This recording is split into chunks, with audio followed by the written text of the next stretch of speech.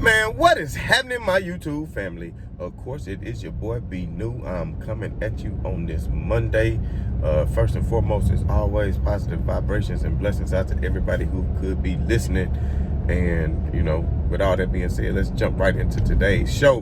Now, y'all know I had a good time, turned up South Beach, Miami, partying, doing all my thing and whatnot. So had a real good time. So I'm still a little bit in recovery mode. And I know a lot of people pointed out yesterday that I was saying Mike Turner. I don't know if I had seawater in my mouth or if I was just still going on that Patron and everything else. But at the end of the day, y'all know who I'm talking about. And I still stand strong by those comments, which I'm gonna get into in just a second. And before I get back into those comments, because I'm just telling y'all, I'm gonna get into that in a second and break down to you really the reason why I felt that way as far as trading Anthony Davis. But anyway, before I do that, we all know that the Los Angeles Lakers were at home downtown last night at the soon-to-be Crypto.com Center to take on the Orlando Magic. And of course, a lot of the haters and the retractors gonna say, oh, they beat the hell out the Orlando Magic. Orlando ain't nobody. But we have to realize every team in the NBA is capable of winning the game at any given time. And not only that, the Orlando Magic just played the Clippers the night before and only lost by 1 point. So with all that being said, that just shows that they are capable of competing against good teams in the NBA and maybe capable of perhaps winning games. But at the end of the day, it's still the job of the Lakers to go out and defeat them. And they did it in a pretty impressive fashion, especially considering how that third quarter went, which they have really made a point of emphasis. I want to say now it's been 11 out of the last 14 games that they won the third quarter, because they struggled with that mightily in the first part of the season, to where they were pretty much getting blown out in the third quarter every time, and causing them to fall behind and ultimately lose games. Now, if the Lakers can come out with that same defensive tenacity throughout the whole game as they did in the third quarter, then the Lakers will probably be number one in the Western Conference. And like I said before, the Lakers are capable of playing good defense, as you can see by THT had 6 steals last night. He was very active with his hands. He was very active as far as getting into passing lanes, and playing on-ball defense was not bad. Now, we know the Lakers won by a score of 106-94, and it really shouldn't have been that close. But like I said, that third quarter was crazy. They outscored them, I want to say 34-10 in the third quarter. So I don't give a damn what NBA team it is. If you can hold an NBA team to 10 points in a quarter, then you playing some good defense. It's not just them missing shots. You are doing something right on the defensive end of the floor.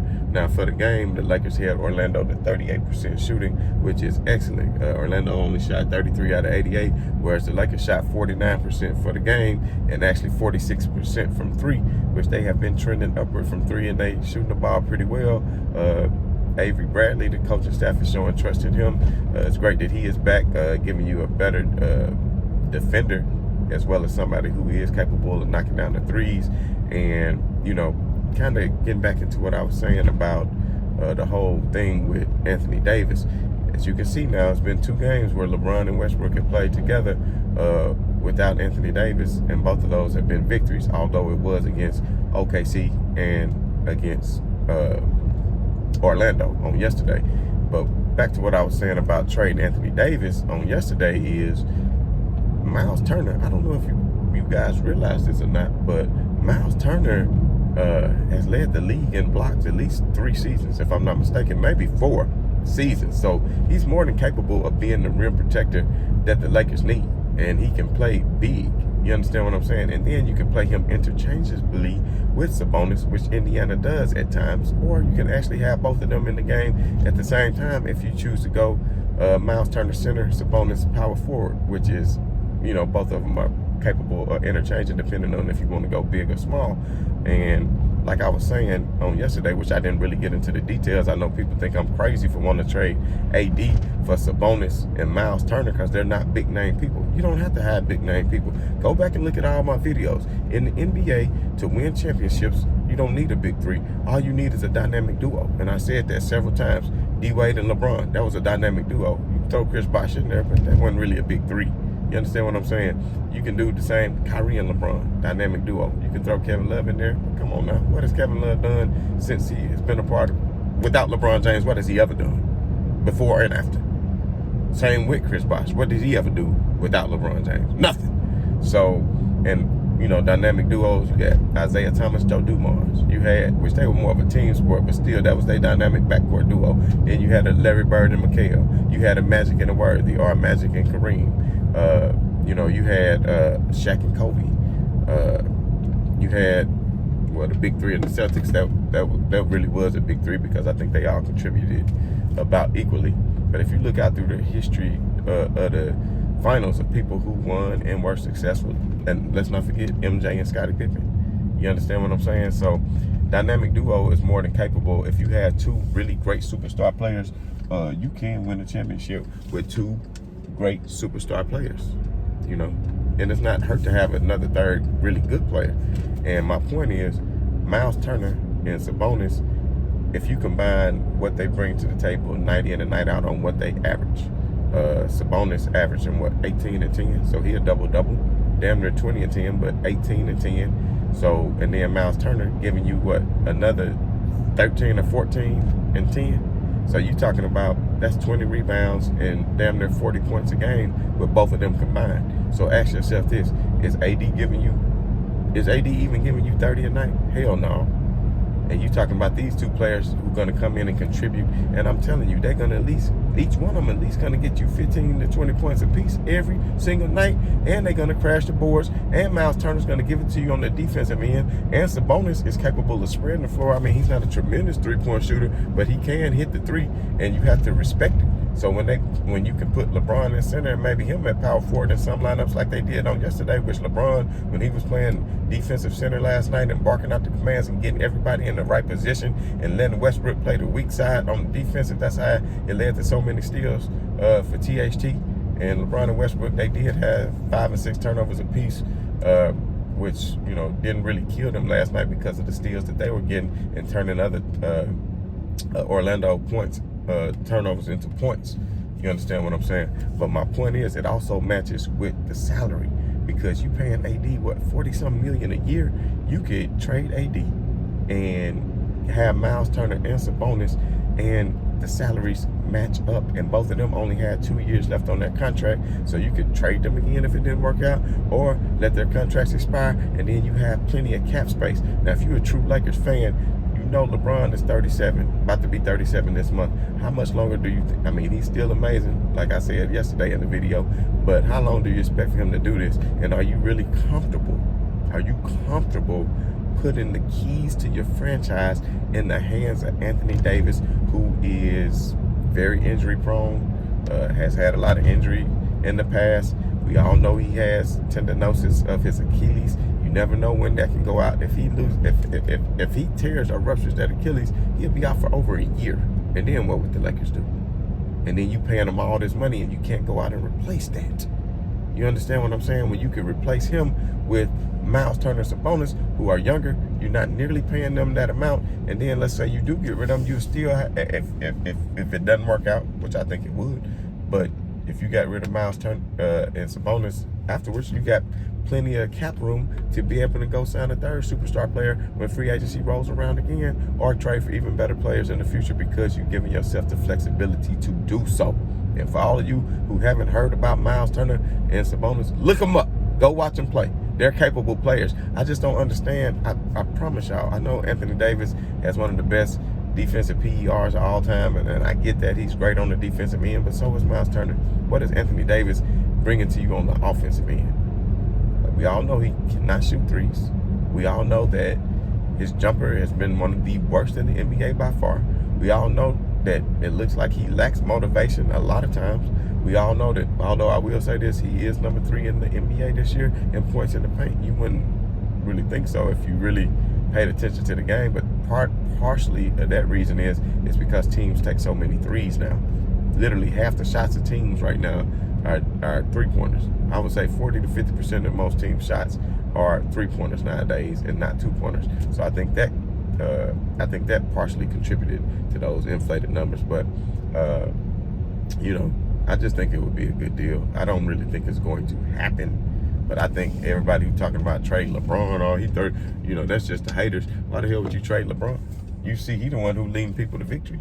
If without AD they winning games without AD, let's see how they beat Dallas on Wednesday without Anthony Davis. Because just to be honest, the ball seemed like it moved a lot better without Anthony Davis because there was a lot of cutting going on these past couple games without Anthony Davis. A lot of cut to the basket. LeBron and Westbrook seem to play off each other pretty well to me. They both making cuts and backdoor screen cuts, and the pick and roll is still something that you got to respect with the Dwight Howard in there, and then you can still play big, with Dwight Howard. I don't really see just the need to pay Anthony Davis that much money if he's not giving you the effort. Now, if he can go back and be an AD or O, which everybody keeps saying the AD or O, but I mean, I'm just being honest, y'all. I never watched the AD game and was like, wow. I never watched a game with AD and was just like, wow. You understand? This dude has never wowed me. Giannis Antetokounmpo has. You watch a game, any one of his games, you be like, damn. Wow, look at him getting to the hole. Look at the strength. Look at the power. Look, he even getting better from threes. You understand what I'm saying? Like Anthony Davis ain't even hitting his free throws consistently. He's just falling off. Like he won that championship. Now you out here in LA. You in the warm weather. You got everything going on. You just feel good. And what about what Westbrook said the other day? I've been seeing memes of it, but I don't know if it's necessarily true. Y'all tell me if it's true. Did he really say that if they don't win the championship, he fine with that, life goes on? I mean, you could feel like that and, have that mentality that it's not going to crush your spirits and you're going to beat yourself up too much. But at the end of the day, it's all about getting that Larry O'Brien trophy.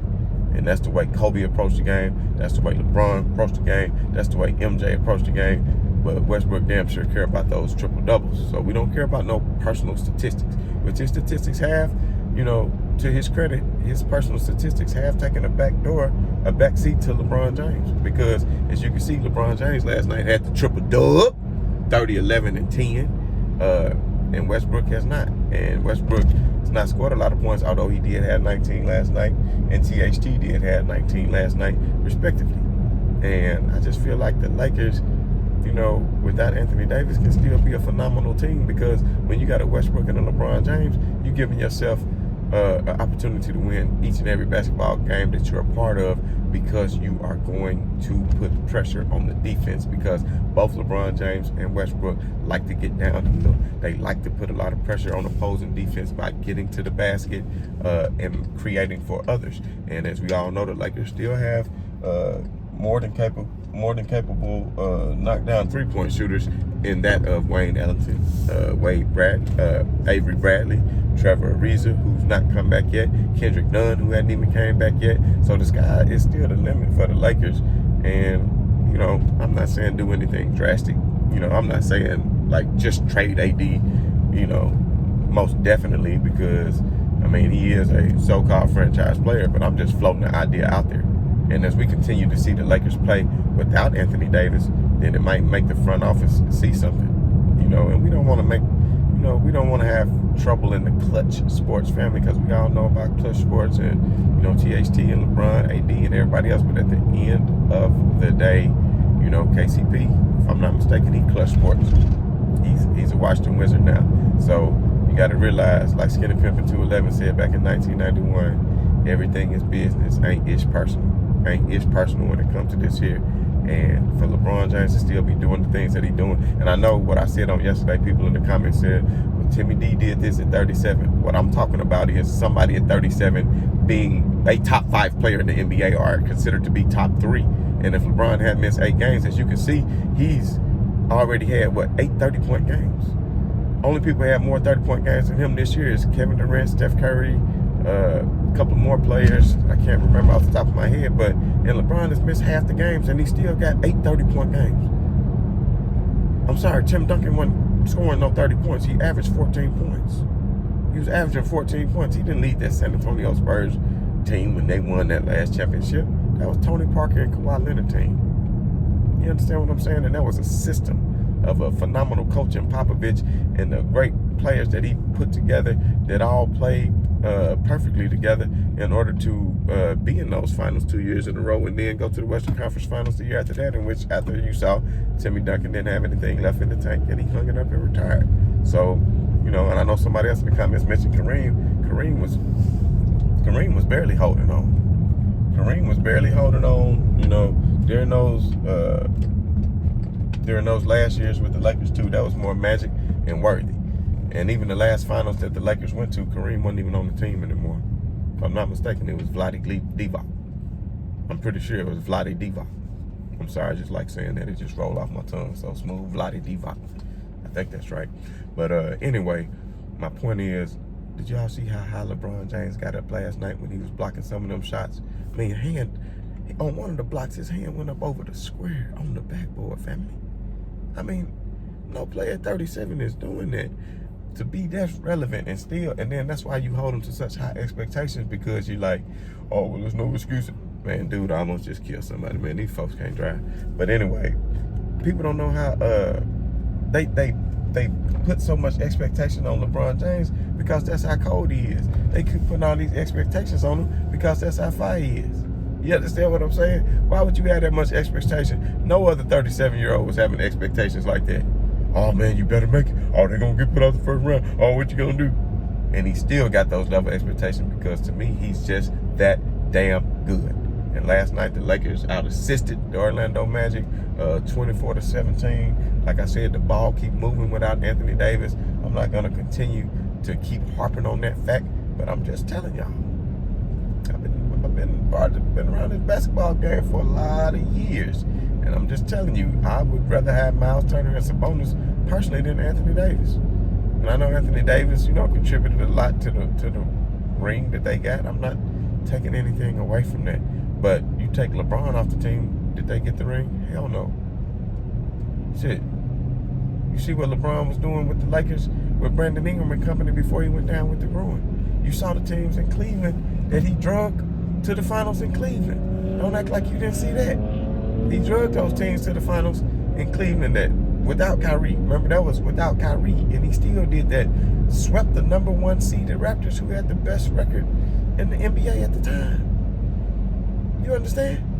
So, stop doing what you're doing and hating on LeBron James, man. Please stop doing that, because the man is great.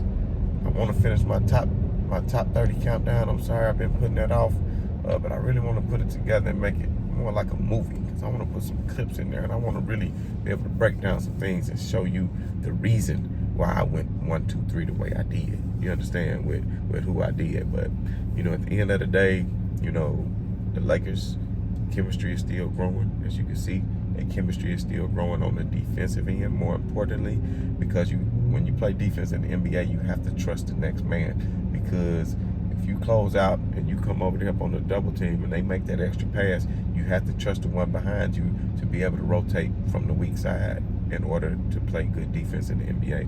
And I think that's something that the Lakers are most definitely stepping their game up and doing. So I think they can still finish the year in the top 10 in defensive rating if they continue to keep making the improvements that they made, especially on last night.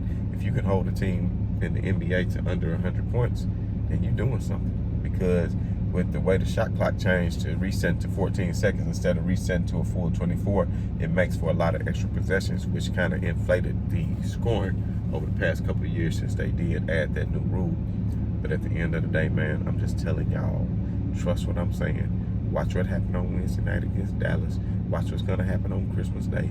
Watch what's going to happen at the United Center in Chicago, where Chicago has been struggling as of late. Somebody let me know, has DeMar DeRozan returned? I think he was out with injury. I'm not sure if he will be available for that game, but at the end of the day, he told the Lakers ass up last time because he was probably mad that they did not pick him up, like he felt they should have. But at the end of the day, the Lakers are going to do their thing like they always do, and I'm going to keep doing my thing like I always do. So as always, man, right on to the real, and much love to these haters. I'm about. Peace.